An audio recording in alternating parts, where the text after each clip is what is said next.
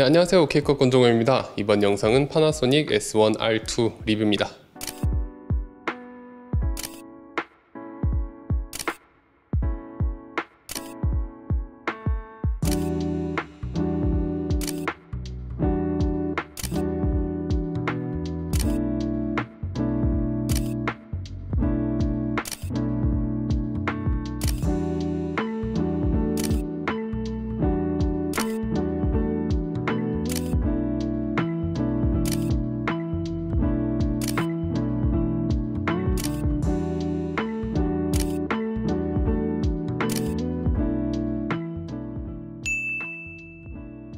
S1R2는 파나소닉의 사진 위주 고화소 바디였던 S1R의 후속기로 출시된 바디입니다.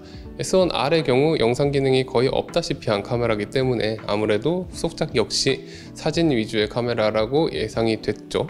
하지만 또 파나소닉이라는 브랜드가 워낙 강력한 영상 성능으로 알려진 만큼 영상 기능까지 잘 커버할 수 있을 거라는 기대를 가지기도 합니다. 사실 저는 개인적으로 S1R의 결과물을 상당히 만족스러워하면서 썼었는데 그래서인지 S1R2도 상당히 기다렸거든요.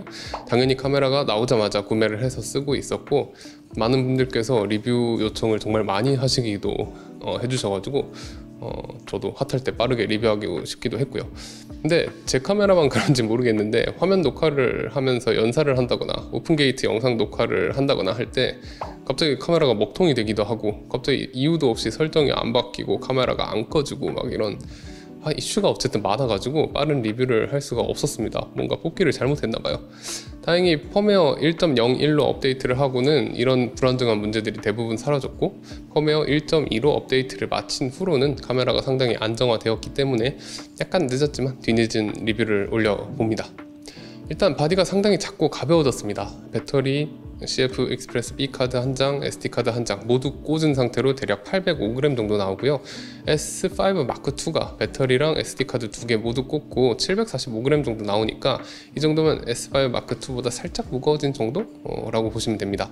사이즈도 S5 마크2와 비슷한 사이즈를 가지고 있는데 손이 큰 저한테 새끼손가락이 한 반 개 정도 남는 정도예요. 전작인 S1R은 정말 거대하다는 느낌이 있었는데 S1R2는 좀 많이 작아버려가지고 든든한 S1R의 느낌을 좋아하던 제 입장에서는 좀 아쉽긴 했어요.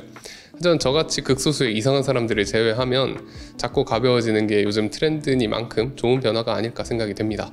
그립감은 파나소닉답게 나쁘지 않은 편이고요. 남녀노소 들어보라고 하면 그립감 나쁘지 않다고 하고요. S5 마크2나 S1R보다 그립이 좀 깊어졌어요. 그래서 손이 크신 분들의 경우에는 이 그립감이 약간 개선됐다는 것을 잘 느끼실 수 있을 것 같아요. 조작성은 파나소닉답게 엄청나게 좋고요. 수많은 다이얼과 버튼을 지원합니다. 상단부터 살펴보면 파나소닉 특유의 화이트 밸런스 ISO 노출 보정 버튼 편리하고요. 그 앞에 셔터 버튼과 다이얼, 조리개 조절할 수 있는 다이얼 함께 있고요. 뒤쪽에 동영상 녹화 버튼과 셔터 스피드를 조절하는 다이얼이 있으며 온오프 스위치와 모드 다이얼이 통합되어 있고요. 그리고 왼쪽에는 드라이브 모드와 픽셀 시프트 촬영을 설정할 수 있는 다이얼이 있고 사진, 영상, 슬로우 모션 전환 스위치도 통합되어 있습니다. 특히 셔터 스피드 다이얼 같이 S5 마크2에서 너무 잘 돌아가는 이슈가 있어서 지적받았던 것도 이번에는 개선이 됐어요. 이제 약간 이렇게 들어가 있어가지고 마음대로 잘 돌아가지 않고요. 그리고 모드 다이얼이나 드라이브 모드 다이얼에도 락 버튼이 들어갔습니다. 거기다가 락 스위치까지 생겨가지고 각 버튼이나 다이얼이 동작하지 않도록 할 수 있으며 락 스위치로 어떤 버튼과 다이얼들을 활성화하고 비활성화할지 지정할 수도 있습니다. 락 안 된다고 약간 사람들이 불만을 가지니까 진짜 락을 엄청 많이 넣어줬어요. 그리고 역시나 파나소닉 특유의 포커스 모드 스위치와 포커스 영역 버튼이 통합된 이 부분 정말 좋고 조이스틱과 AF 온 버튼 위치 좋고 사용감 좋고 그리고 십자 버튼을 겸하는 다이얼과 한가운데 있는 메뉴 버튼도 한 손으로 뭔가를 조작하기에 정말 좋았습니다. 그리고 전면에 녹화 버튼이 생긴 것도 좋고요. 이 버튼 또한 커스텀을 해가지고 원하는 기능을 할당할 수도 있습니다. 사실 효율적으로 배치하고 말고를 떠나가지고 이 정도로 다이얼과 버튼을 우겨 넣어 놓고 전작의 단점들까지 개선을 했으니까 조작감이 안 좋을 수가 없겠죠. 아주 만족스러운 모습을 보여줍니다. 그리고 S5 마크2에서 이슈가 되었었던 부팅 속도 많이 개선됐습니다. 나쁘지 않은 모습을 보여주고요. 카메라가 꺼지면 셔터막이 내려와서 먼지를 차단해주는 기능도 이제 있고요. 그리고 당연히 파나소닉답게 내구성에 대해서는 훌륭하다고 어필하고 있는데 방진 방적 지원하고 마이너스 10도에서 40도까지 작동을 보증한다고 합니다. 개인적으로 조작감 측면에서는 아주 만족스러운 바디였지만 그래도 아쉬운 부분을 좀 꼽아보자면 전원을 온오프하는 이 레버가 꽤나 빡빡해가지고 캐논, 소니, 니콘에 비해서 전원 온오프가 부드럽게 조작되지는 않았고요. 전체적인 조작감이 빠릿빠릿하긴 하지만 연사 촬영을 할 때는 버퍼 처리 속도가 느려서 그런지 카메라가 꽤나 많이 느려지기도 했고 그리고 전면 레코딩 버튼이 사진 모드에서도 은근히 잘 눌려가지고 실수로 영상을 찍는 경우가 가끔 있었습니다. 그래서 저는 사진에서는 뭐 다른 기능을 할당해 놓으면 되니까 큰 문제는 아니었어요. 네, 그 다음엔 뷰파인더인데 일단 나쁘지 않은 스펙을 탑재하고 있습니다. 뷰파인더부터 살펴보면 576만 도트의 OLED 뷰파인더를 탑재해서 10,000대 1의 명암비를 표현한다고 하고요. 당연히 60Hz, 120Hz 모두 지원하고요. 크기도 뭐 충분히 이 정도면 시원합니다. 스펙이 지금 시점에서 봤을 때 막 엄청 특별할 게 없어서 그렇지 아주 기본에 충실하게 잘 갖춰져 있고요. 실제로 활용했을 때 뷰파인더 눈에 대기도 편하고 뷰파인더에 표현되는 이미지의 퀄리티도 좋고 여러모로 아주 쾌적하게 쓰기 좋은 뷰파인더였어요. LCD 같은 경우에는 3인치에 184만 도트 액정을 탑재했는데 밝기도 좋고 컬러도 좋습니다. 다만 210만 도트의 3.2인치였던 전작인 S1R에 비해서 크기와 화소 모두 너프당했어요. 대신 S1R에서는 3축 틸트 액정이었지만 S1R2에서는 틸트 스위블 액정으로 업그레이드가 되었는데 틸트 스위블 액정을 탑재한 것은 정말 환영할 만한 일입니다. 다양한 앵글을 보기에도 좋고 인터페이스 단자를 잔뜩 꽂더라도 간섭 없이 스위블을 할 수도 있고요. 하지만 개인적으로 LCD 액정의 사이즈가 감소했다는 거 이게 상당히 아쉽게 느껴지더라고요. 요새는 중급기도 3.2인치 액정을 지원하는 경우가 많고 심지어 보급기도 3.2인치인 경우가 있으니까요. 거기다 틸트 스위블로 바뀌면서 액정이 살짝 낭창낭창한 느낌도 있어요. 그래서 전체적으로 실사용에서 큰 불편함을 느낄 정도는 아니었고 틸트 스위블의 우월한 장점은 너무나도 훌륭합니다만 개인 취향으로 작은 화면 사이즈와 이 만듦새, 기존 파나소닉의 뭔가 단단한 만듦새 그런 것들이 안 느껴지는 게 살짝 아쉽게 느껴졌습니다. 인터페이스는 옆쪽에 당연히 마이크, 이어폰 단자가 있고요. 마이크와 이어폰 단자 모두 LCD를 붙인 상태에서도 스위블을 해도 간섭이 생기지 않도록 잘 자리하고 있습니다. 그리고 충전 가능한 USB-C 포트와 풀사이즈 HDMI 가지고 있고요. 이 4개의 포트가 모두 각각의 덮개를 가지고 있어요. 그래서 열고 덮기도 쉽고 방진 방적 측면에서도 정말 유용할 것 같습니다. 다른 회사들도 다 이렇게 해주면 좋겠어요.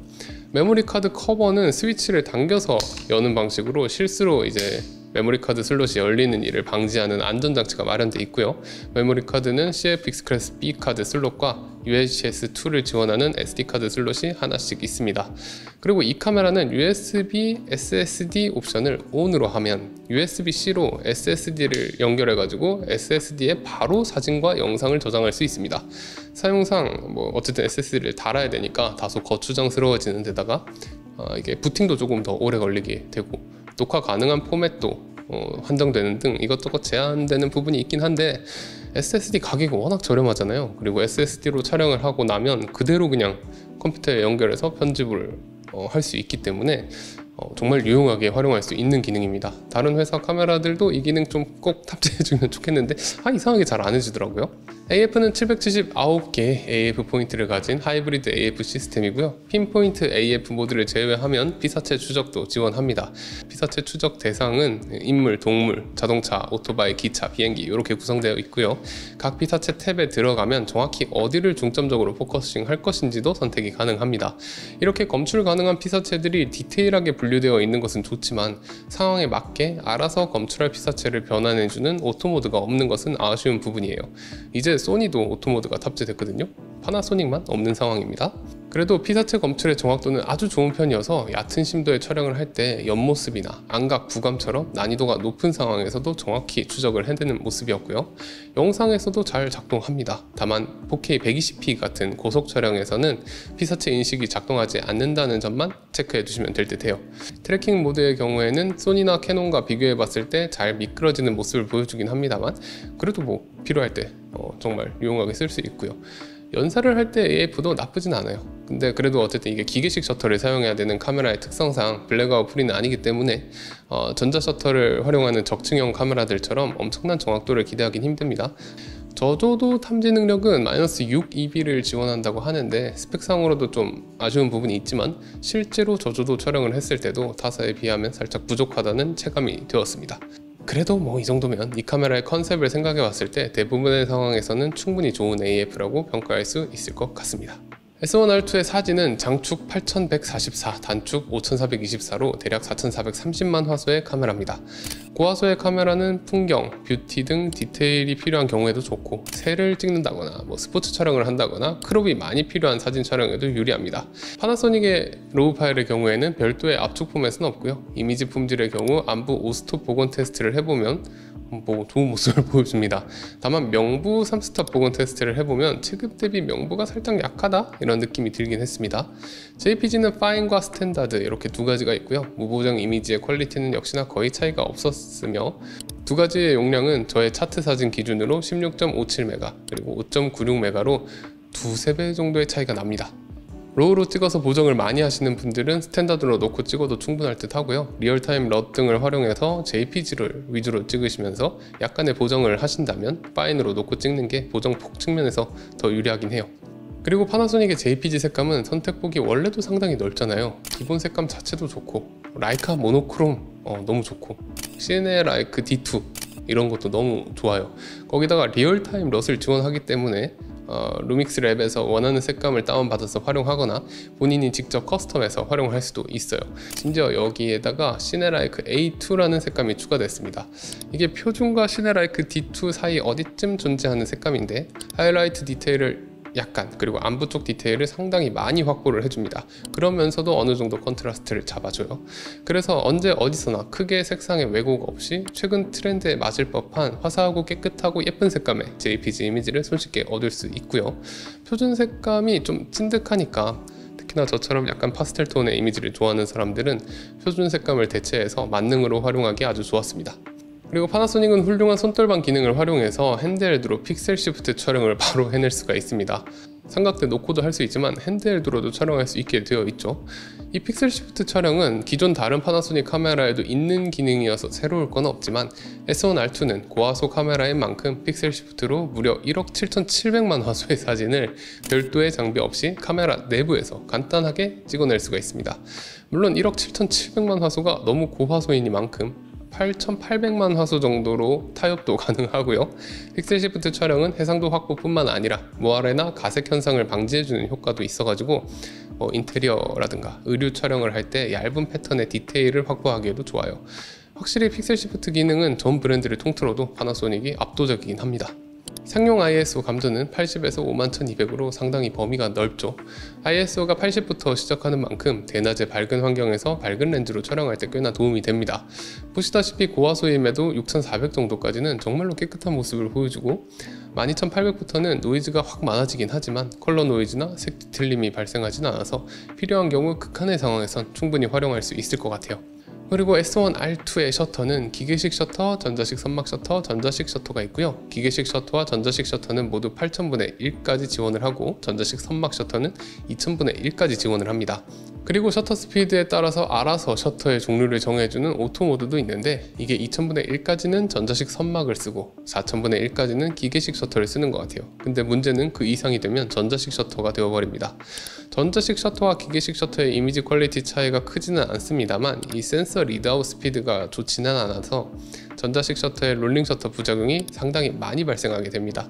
따라서 셔터 타입을 오토로 놓고 쓰시는 분들은 4000분의 1을 초과하는 셔터 스피드로 촬영하실 때 주의하실 필요가 있습니다.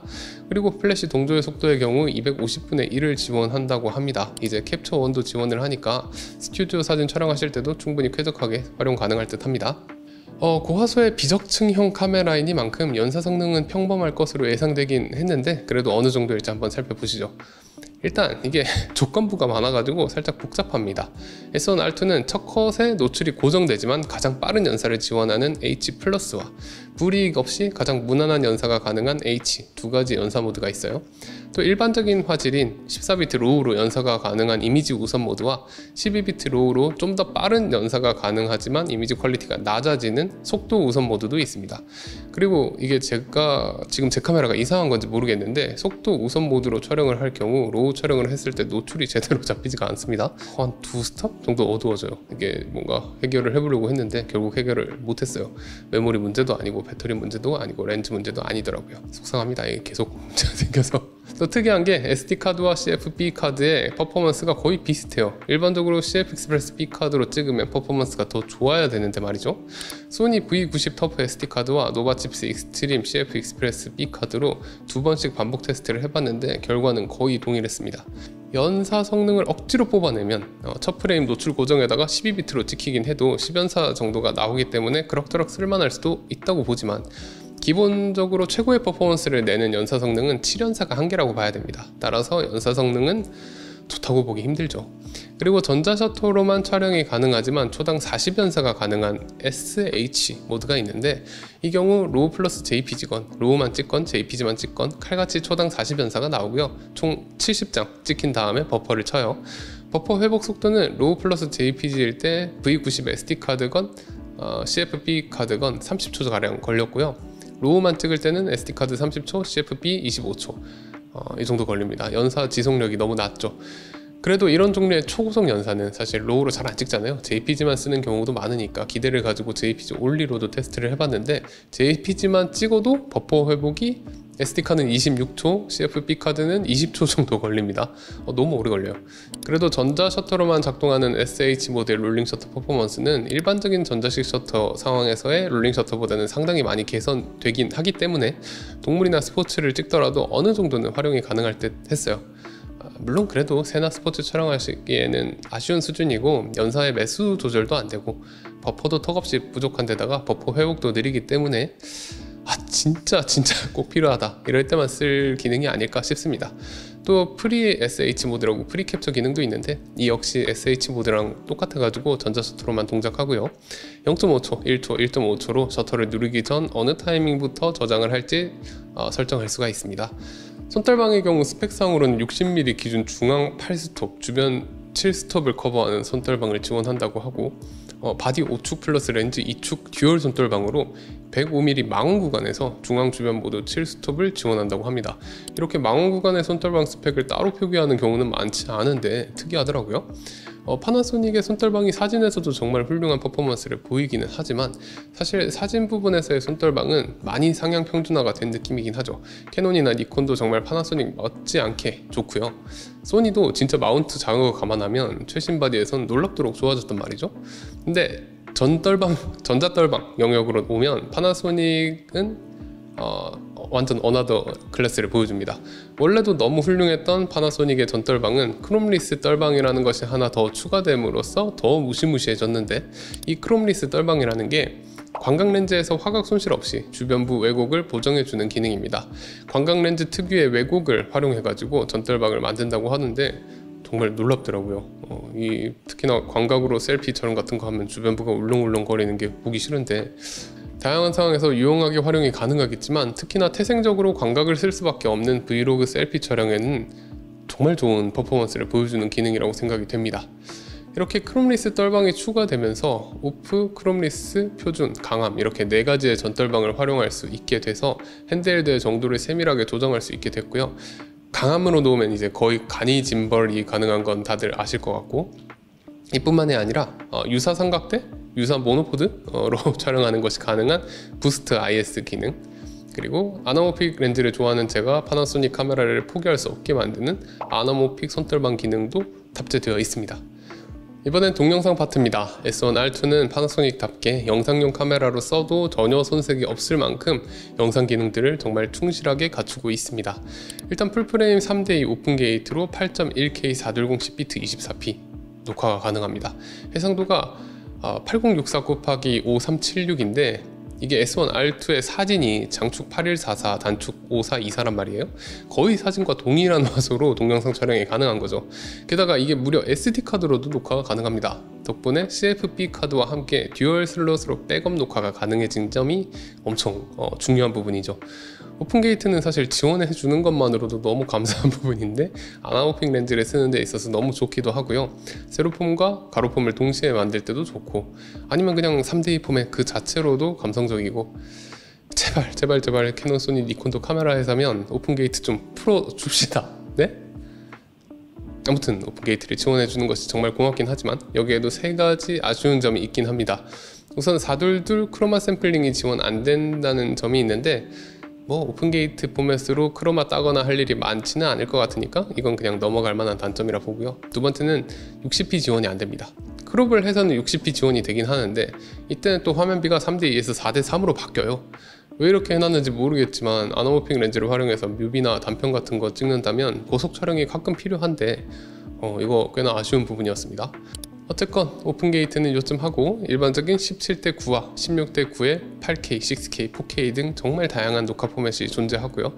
아직도 역시 가장 많이 활용하게 되는 4K부터는 120p, 60p의 고속 촬영도 가능하며 오라이와 롱곱의 압축 방식도 선택할 수가 있습니다. 그리고 고속 촬영에 들어가면 1.04배, 1.1배, 1.17배 이런 식으로 찔끔찔끔 크롭이 되는데, 저는 사실 이런 부분 크게 거슬려 하지 않지만 또 많은 분들께는 좀 거슬릴 수 있는 포인트가 되지 않을까 싶고요. 그리고 당연히 내장 24비트 오디오 녹화가 가능하고 외부 레코더를 장착했을 때는 32비트의 내장 오디오 녹화까지 가능하게 됩니다. 24비트도 훌륭하지만 32비트 오디오를 내장 녹화할 수 있다는 것도 진짜 엄청난 거예요.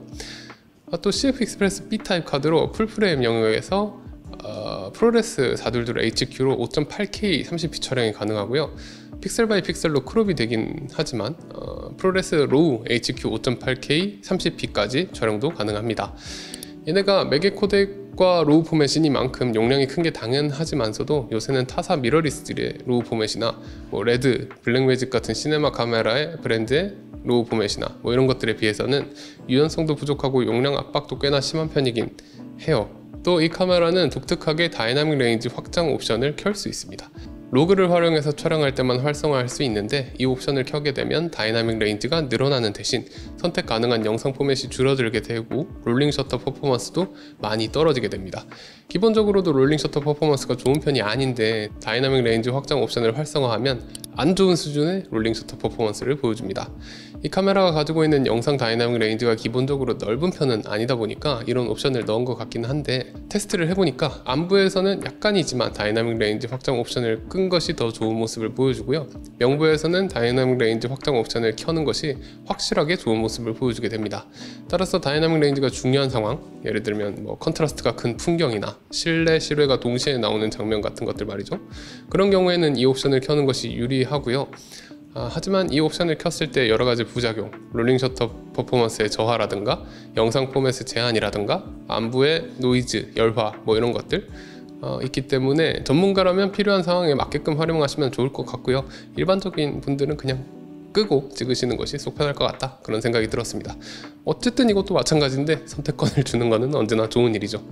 이번에는 로그 이야기도 해보죠. GH7에 들어갔던 로그 C3가 들어갔습니다. 25만원 정도 주고 라이센스 키를 구입하면 쓸 수 있는데 덕분에 알렉사의 B캠으로 쓴다거나 할 때 워크플로우가 편리하다고 합니다.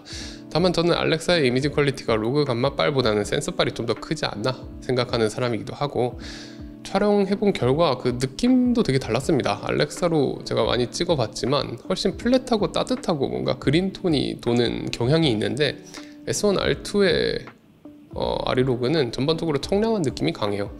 게다가 변변한 로그 프로필이 없는 브랜드였으면 모르겠지만 파나소닉에는 브이로그 미러리스 중 최고라고 생각되는 로그를 이미 쓰고 있고, 브이로그 자체로도 알렉사의 B캠으로 상당히 괜찮거든요. 브이로그에 그냥 로그 C3 럿을 먹여도 상당히 잘 먹고, CST를 써가지고 브이로그로 촬영한 것을 로그 C3로 바꾸니까 25만원 주고 산 로그 C3와 거의 비슷해집니다. 개인적으로는 브이로그가 더 이쁜 것 같기도 하고 말이죠. 그래서 솔직히 그냥 넣어줬으면 좋긴 했겠는데 추가로 25만원을 들여가면서 키를 구입하는 것은 저는 전혀 추천드리지 않아요. 리뷰 기간 동안 제가 하필 알렉사를 길게 렌탈할 일이 없었어서 알렉사와 비교 테스트를 해보지 못했는데 추후에 기회가 된다면 알렉사와 한번 비교해서 테스트를 해보도록 하겠습니다. 그리고 S1R2의 브이로그는 ISO 200과 ISO 1000이 베이스 ISO고요. 부스트를 켰을 때는 400, 2000이 돼서 주간에 활용하기 좋게끔 세팅이 되어 있습니다. 로그 C3는 160, 800 그리고 320, 1600이라서 최저 ISO가 더 낮아요. 그리고 두말하면 입 아픈 다양한 동영상 기능들은 엄청난 장점입니다. 기존에도 충실하게 지원해주던 개각도, 웨이브폼, 멀티프레임 마커, 아노모픽 디스퀴즈 등등 파나소닉 S5 마크2를 쓰면서 아쉬운 거라고는 폴스 컬러 뿐이었는데 이제는 폴스 컬러까지 추가가 됐습니다. 진짜 다른 브랜드의 미러리스는커녕 다른 브랜드에서 뭐 시네마 카메라라고 이름 붙이고 나오는 애들조차도 이 파나소닉 미러리스의 영상 촬영 편의성은 따라가기 힘들지 않나 싶습니다. 동영상 고감도 노이즈 퍼포먼스도 한번 살펴보시죠. 다이나믹 레인지 확장을 끄고 브이로그를 기준으로 테스트를 해봤고요. 낮은 ISO에서는 당연히 아주 깨끗한 모습이고요. 듀얼 ISO가 200과 1000인데 ISO가 1000으로 넘어갈 때 톤의 변화가 미미 하나만 있는 것을 보실 수 있고요. ISO 1600까지 아주 깨끗한 모습이고 ISO 3200부터는 슬슬 노이즈가 올라오기 시작하지만 그래도 뭐 ISO 6400까지는 충분히 괜찮은 모습입니다. 그리고 그 이상에서는 선회도가 떨어지고 노이즈도 많아지긴 하는데 컬러가 크게 뒤틀리거나 하지는 않기 때문에 극한의 상황에서는 노이즈를 쭉 올려서 써도 괜찮을 듯 합니다. 그리고 S1R2는 다이나믹 레인지 확장이라는 옵션을 켜고 끌 수 있어가지고 이 옵션을 켜면 롤링 셔터 퍼포먼스가 감소하게 돼요. 원래부터 그리 빠른 센서가 아닌 만큼 다이나믹 레인지 확장 옵션을 꺼도 롤링 셔터 부작용이 꽤나 많이 나타나는 편이며 다이나믹 레인지 확장 옵션을 켜면 롤링 셔터 부작용이 상당히 많이 나타납니다. 이는 8K건 4K건 똑같이 나타나고요. 고속 촬영에 들어가면 롤링 셔터 부작용이 많이 감소하게 되는데 4K 60p에서는 상당히 괜찮은 모습을 보여주게 되고 4K 120p에서는 선회도가 상당히 떨어지는 대신 롤링 셔터 부작용은 없어집니다. 다이나믹 레인지 확장의 경우 롤링 셔터 퍼포먼스가 상당히 아쉽기 때문에 정적인 영상을 찍을 때를 제외하고는 활용하지 않는 것을 추천드리고요. 다이나믹 레인지 확장 옵션을 끄더라도 같은 8K가 가능한 Z8이나 i5 마크2 같은 적층형 센서를 가진 카메라들과 비교해보면 꽤나 많이 아쉬운 모습을 보여주게 됩니다. 핸드헬드나 격한 무빙이 들어가는 촬영을 하신다면 아쉬움이 있지 않을까 생각되고요. 픽스나 짐벌샷 같은 촬영을 위주로 활용하시는 것을 추천드립니다. 이번엔 발열 테스트도 해봤습니다. 펌웨어 1.2로 업데이트한 후에 테스트를 진행했고요. 일단 기본적으로 장시간 촬영에 가장 많이 사용하게 될 4K 422 CPT 롱곱 24p의 경우 펜 모드를 기본인 오토 2에 놓고 테스트를 해봤는데 1시간 30분씩 2번, 총 3시간 동안 발열조차 뜨지가 않았습니다. 다만 4K 422 CPT 롱곱에 60p로 촬영을 하게 되니까 23분 정도의 발열 경고가 뜨고 30분 되니까 셧다운 됐어요. 끊어 찍는다면 충분히 쓸 수 있는 정도였지만 그래도 파나소닉이라는 이름값을 못하는 느낌이긴 하죠. 하지만 60p의 경우 B롤로도 많이 활용을 해서 사운드가 필요 없는 경우도 많잖아요. 그래서 펜을 오토2에서 패스트로 바꾸고 테스트를 해봤습니다. 패스트는 소음이 들어가더라도 상시 펜을 강하게 돌리는 모드인데 의외로 펜 모드를 패스트로 놔도 23분에 발려 뜨고 30분에 셧다운 되는 건 똑같더라고요. 그리고 풀프레임 영역 모드를 사용하는 오픈게이트 포맷 중에서 그나마 해상도가 작은 6.4K 420 CPT 3대2 오픈게이트는 30분경 발열 떴고 44분에 셧다운 됐고요. 그리고 이 카메라에서 가장 높은 화소로 찍을 수 있는 8K 420 CPT 3대2 오픈게이트 촬영의 경우 역시 23분에서 발열 경고가 뜨고 30분에서 셧다운이 됩니다. 특이한 게 발열 경고가 뜨는 경우에는 뭔가 짠듯이 23분에 경고 뜨고 30분에 셧다운 되는 경우가 많았고요. 세 종류의 SD카드, 세 종류의 CFB 카드를 번갈아 가면서 엄청나게 많은 횟수를 테스트를 해봤지만 메모리에 따른 발열의 차이는 크게 느낄 수 없었습니다. 물론 뽑고 나면 CFB 카드가 SD카드보다 좀 더 뜨겁긴 했어요. 그리고 펜 모드도 바꿔가면서 테스트를 해봤지만 역시나 발열 퍼포먼스에 큰 차이는 없더라고요. 게다가 발열로 종료가 돼도 바디와 배터리가 미적지근한 정도지 엄청 뜨거운 수준은 아니었고요. 오히려 4K 422 CPT 24p로 3시간 연속 촬영을 한 경우가 더 뜨거웠습니다. 그래서 이 카메라의 발열 퍼포먼스는 미묘합니다. 일단 장시간 녹화를 많이 할 만한 4K 24p 30p에서는 충분히 좋은 모습을 보여주는데 6.4K, 8K와 같은 고해상도 촬영이라든가 아니면 60p 촬영 같이 조금만 부하가 걸려도 아쉬운 모습을 보여주더라고요. 이게 출시 전에 각종 리뷰에서는 꽤나 발열 테스트가 준수하게 나오던데 뭔가 정식 출시하면서 제한이 걸린 것이 아닌가 하는 생각이 듭니다. 23분의 발열, 30분의 셧다운 이런 식으로 비슷하게 종료되는 것도 의심스럽고 펜을 세게 돌려도 발열 경고가 동일한 모습 역시 의심스럽고요. 그리고 SD카드는 몰라도 제가 다양한 카메라를 테스트 해보잖아요. 경험상 CFB 카드는 분명 발열 퍼포먼스에서 차이가 나거든요. 근데 CFB 카드 종류에 따른 발열 퍼포먼스의 차이도 거의 없었어요. 그래서 뭔가 막아놓은 게 아닌가 하는 의심이 가게 되고, 아마 캐논 EOS R5나 파나소닉 루믹스 S9 뭐 이런 것들에서 그랬듯이 펌업을 거치면서 발열에 대한 퍼포먼스가 좋아질 수도 있지 않을까 희망 회로를 돌려봅니다. 그리고 이번에 발열 테스트를 할 게 너무 많아서 완전히 시키고 테스트하느라 2주나 같은 위치에 카메라를 세워놓고 최소 30시간 이상 테스트를 했거든요. 덕분에 배터리 테스트도 자연스럽게 같이 하게 됐는데, 배터리는 DMW BLK21을 사용하고요. S5 Mark2나 G9 Mark2 같은 다른 파나소닉 바디에서도 사용하는 배터리예요.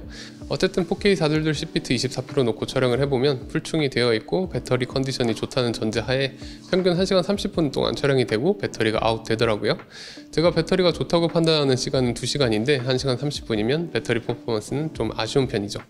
테스트뿐 아니라 실제로 사진 촬영을 할 때도 그렇고 영상 촬영을 할 때도 그렇고 배터리가 상당히 빠르게 소모된다는 느낌이 들어서 S1R2의 배터리 퍼포먼스는 그다지 좋은 편은 아니라고 말씀드릴 수 있겠습니다. 넉넉하게 배터리 챙겨서 다니는 것이 좋을 듯 해요. 그리고 당연히 USB-C를 통한 충전도 지원하고요. 10W 내외로 충전이 됩니다. 역시나 당연하게도 USB-C를 물려놓고 촬영도 가능하고요. 이때는 16에서 17W까지 외부 전원을 많이 땡겨서 활용할 수 있었습니다. 네, 파나소닉 S1R2는 일단 제 리뷰 인생에서는 정말 필요했던 카메라입니다. L마운트 렌즈 리뷰할 때면 사진 관련 파트는 S1R로 하고 영상 관련된 부분은 S5 Mark2로 카메라를 바꿔서 하곤 했었는데, 이제 이 카메라 하나로 리뷰를 끝낼 수 있게 됐죠. 하지만 일반적인 유저분들 입장에서 이 카메라의 존재 이유를 생각해보자면 좀 난해하긴 해요. 굳이 따져보면 고화소 비적층형 카메라이면서 어느 정도의 사진 영상 작업을 해낼 수 있는 하이브리드 카메라다 라고 하면 될 것 같긴 합니다. 따라서 적층형 센서의 사진 퀄리티를 선호하지 않는 분들 중에서 영상도 어느 정도 잘 찍히길 원하는 분들이 계시다면 딱 이 카메라의 타겟이 아닐까 싶습니다. 의외로 이런 카메라는 많지 않은데 풀프레임 미러리스 중에서 이런 아이덴티티를 가지고 있는 모델은 캐논의 EOS R5 정도밖에 없었습니다. 심지어 분명 사진 위주의 바디가 맞는 것 같은데 마케팅을 동영상 위주로 하는 바람에 욕을 먹는다는 것도 비슷하고요. 아무튼 한 세대 이전의 바디인 EOS R5를 경쟁 모델로 놓고 본다면 R5는 속도를 좀 더 중요시하는 카메라고 S1R2는 결과물을 좀 더 중요시하는 카메라라는 차이점이 있어요. 그래서 결과물은 정말 좋아요. BSI 센서의 우수한 이미지 퀄리티와 시네 A, 시네 D, 라이카 모노크롬, 리얼타임 럿 이런 좋은 JPG 사진, 영상 색감, 브이로그, 로그-C 같은 쓰기 쉽고 퀄리티 좋은 로그 프로필, 엄청난 성능의 전자손떨방 기능과 엄청나게 많은 영상 관련 편의 기능들, 특히나 오픈 게이트를 지원하고 아나로픽 촬영과 관련된 기능을 적극적으로 지원하는 브랜드는 아직까지 파나소닉 뿐인데 다른 브랜드들은 왜 이거 적극적으로 풀어주지 않는지 모르겠어요. 하지만 또 단점도 뚜렷합니다. 이번에 새를 찍어보면서도 느꼈지만 S1R2는 정말 아쉬운 연사 능력과 AF 추적 능력을 보여줬고요. 영상 측면에서도 용량 친화적인 자체 내장 로우 녹화 포맷이 없으며 롤링 셔터 부작용도 심한 편입니다. 게다가 펜이 있는 바디임에도 펜이 없는 EOS R5에 비해서 발열 관련된 퍼포먼스가 많이 떨어지는 것도 아쉽죠. 가격대는 출시가가 439만원으로 중급기와 상급기 사이에 적당히 위치하고 있어서 나쁘지 않은 편이긴 한데 그래도 좀 더 싸게 나왔으면 어땠을까 하는 생각이 자꾸 듭니다. 고화소 사진기로는 소니의 α7CR이라든가 100만원만 올라가면 올라운더로는 Z8 아니면 α7 Mark2 이런 게 있고, 연사가 필요 없는 사진 위주라면은 α7 R5 같이 최종급 바디를 구할 수도 있고요. 그래서 아무튼 좀 두서가 없었는데 정리를 하자면 S1R2는 딱히 못하는 거 없는 무난한 카메라입니다. 적당한 고화소, 좋은 이미지와 좋은 영상 촬영 기능을 보여줘요. 따라서 속도를 제외하면 나름 육각형으로 볼 수 있는 카메라고, 요번에 캡처온도 지원하기 때문에 사진 관련으로 상황에 따라 상업적인 메인 카메라로 충분히 활용이 가능해졌다고 봅니다.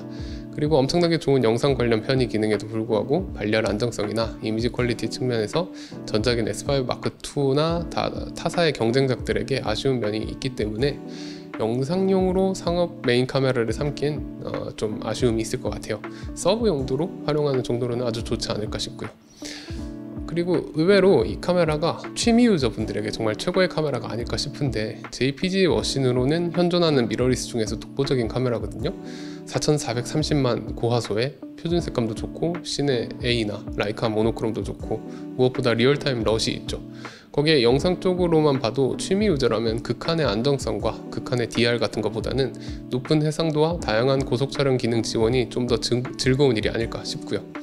근데 또 취미 유저분들이 쓰기에는 카메라가 역대급으로 복잡한 메뉴와 기능을 가지고 있어서 이 옵션을 켜면 이건 좋아지는데 저건 안 좋아지고 이런 게 너무 많긴 해요. 이게 분명히 진입 장벽일 것 같긴 하네요. 분명 좋긴 진짜 좋은데 뭔가 확 추천하기는 좀 애매한 그런 카메라인 것 같습니다.